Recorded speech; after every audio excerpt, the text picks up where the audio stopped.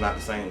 We can't just go to Exodus and just because it says something about slaves, we assume that it's talking about the transatlantic slave trade. We cannot go to Colossians chapter 3 when it says slaves obey your masters and think it's talking about transatlantic slavery, because you have what was called indentured servitude.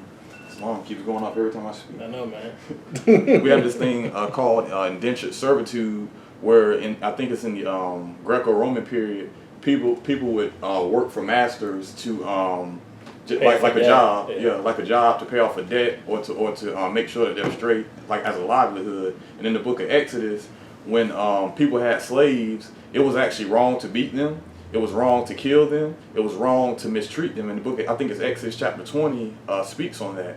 And if you actually read Colossians chapter 3 in its context, it actually holds the slave masters accountable for how they treat the slaves. So if the Bible was for transatlantic slave trade, slavery, then why would the Bible tell slave masters how to treat slaves and tell the slave masters they're going to be held accountable if they kill the slaves? And then also in 1 Timothy chapter 1, it talks about how God is going to punish enslavers, kidnappers, and all these different types of people. So if God is going to punish enslavers and kidnappers, why would the Bible affirm transatlantic slave trade, slavery? Just because we see a word does not mean that the definitions of words change over time.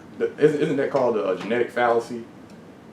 I'm not familiar. I'm sure with the it is term. some type of fallacy, though. It's a logical fallacy. Like you're trying to make the meaning of a word apply to be the same for all contexts, and it's not the same. We see that word slavery, and just because of our experiences or certain triggers in our mind, we automatically want to read that. Context is the word. Like the word gay.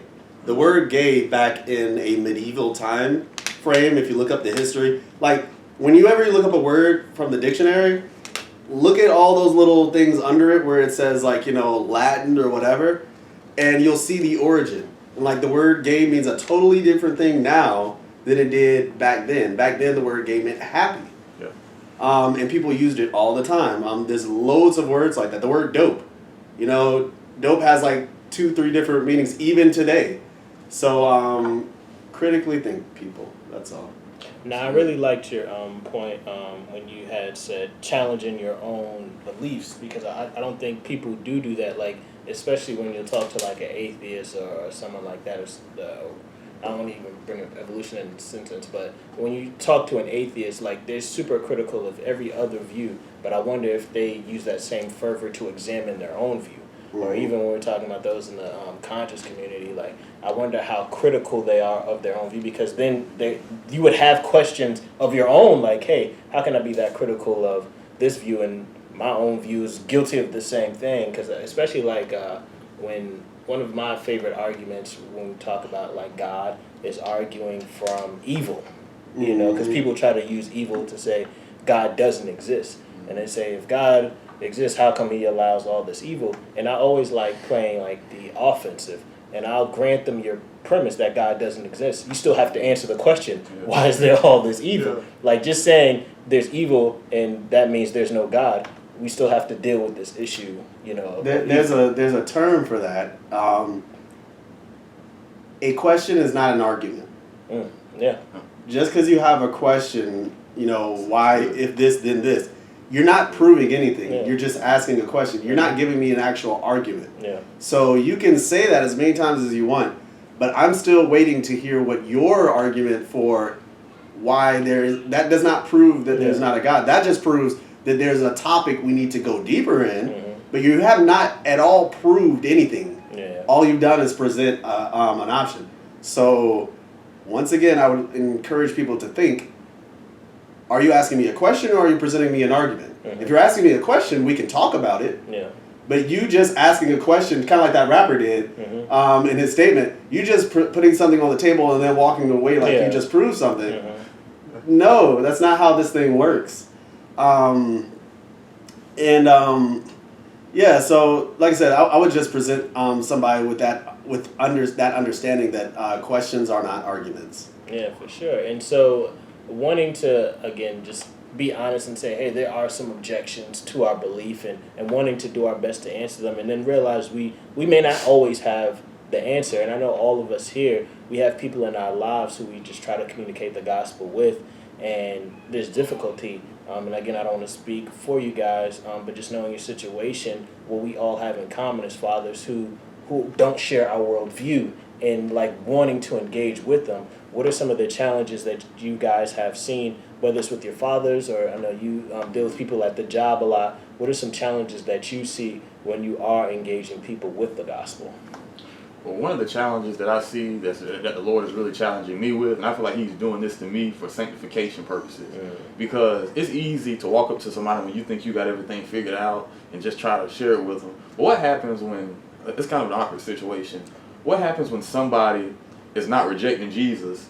They'll come to Bible study, they'll come to church, they'll listen to you, but knowing their socioeconomic background, how they came up, like about their education and things, just the way that they think, they can't, it's going to be hard for them to grasp certain concepts in the scriptures and certain things like about sin and all of that. It's not that they're rejecting Jesus, it's just that how do I communicate it in a way in which they can digest and understand, because everybody's not me, and I'm not the person that I'm talking to, so I have to figure out how can I meet them, and that's something that I have to pray and ask God for. I ask the Lord to give me wisdom, and I ask the Spirit to kind of guide me into how can I speak to this person where they are, because it's easy to communicate all this theology, and we talk about this a lot in group exegesis. Communicate all these long, drawn out points. You need a one-liner. Yeah. We need one-liner apologetics, one-liner evangelism, because everybody don't know what substitutionary atonement is. Everybody don't know what all these fancy words are.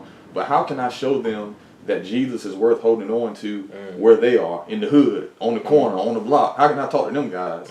Because when I'm talking, we have a conversation. It's easy to throw these words around and talk about all this high intellectual stuff, but how do I meet them where they are? That's what I have to work on personally. That's my challenge.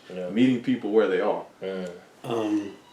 I would say your one-liner is Jesus. As simple as that sounds, like I said, I've said this many times, but whenever I approach people, I try my best, because we obviously understand that the only person who can really create a change in people is the Holy Spirit. And so we can tell them as many things as we want, but the reality is, one man plants, another man waters, but the guy provides the increase. And so the most that we can do, and also understanding that your job in this situation might just be to plant. You might not be the one who's going to see the increase at the end of the day, but you have to be content knowing that you did your part. Now, if it's obviously it would be a little different if it's somebody who you're like in constant communication with.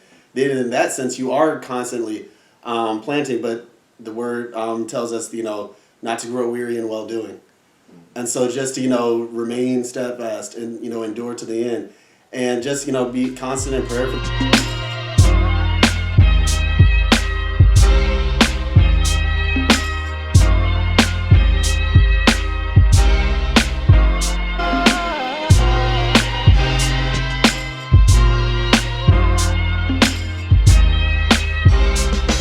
Yo, my world don't stop when the beats commence. Said I'm climbing up this ladder just to get over this fence and run far, far away from the games people play. In this melancholy modern day music, Malay, touche. Pussy cats with lives to spare that kick in your heart, nice as hell. Yeah, be aware, beware. I hate to see you less a liver or worse. Polar bear, winter time, catch the river. Now that's cold, and like that, now that's old. Didn't buy the last copy of this, now that's old. It's the pepper on your salt, my dudes, I grind it out.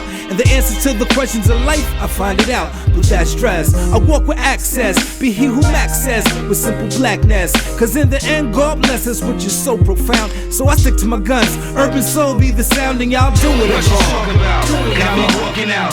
They ain't saying jack, never paying back. Hustling a hearse, money be the worst. Be your equal, see the people way before the purse.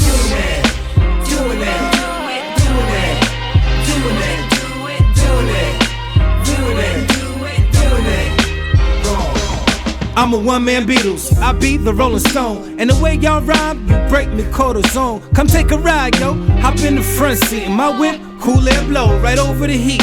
flow for the street, unlike minds from where the light shines. Where you grow a little bit every time you write rhymes for the tight times. But at the same time, ignite and excite behinds with insane lines. Yeah, they mine for the kids. I be rocking it just for them. And for a girl, that's the last of the best of them. What up, it's just me, Drez the black sheep. You know the steeds, they float. I jet skied with ease. What else is obvious? Video bless me. So ladies suggest me, but I got a SPRINT to the next city, country, county, or continent. Wherever the checks be, cause y'all do it. What you talking about? Got me walking out.